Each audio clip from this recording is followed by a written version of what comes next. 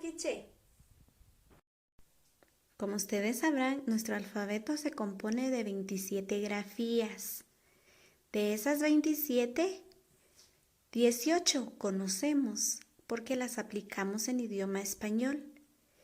Y 9 son las letras propias, que son las que tenemos que ir profundizando su sonido. Entre ellas está la ch,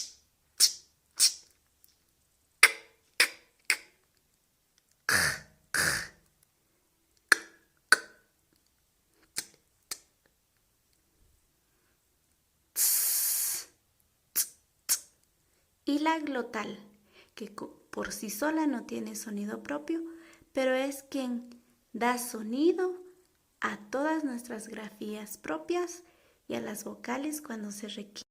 Ahora jugaremos. La ruleta es un muy buen recurso para seguir aprendiendo los sonidos mientras jugamos.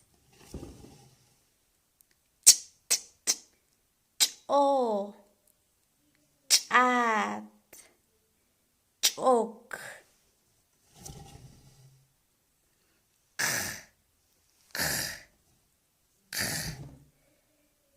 jul,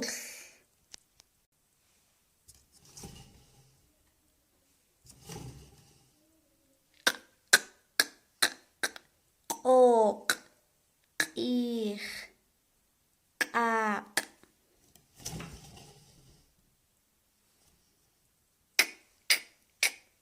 at, kul,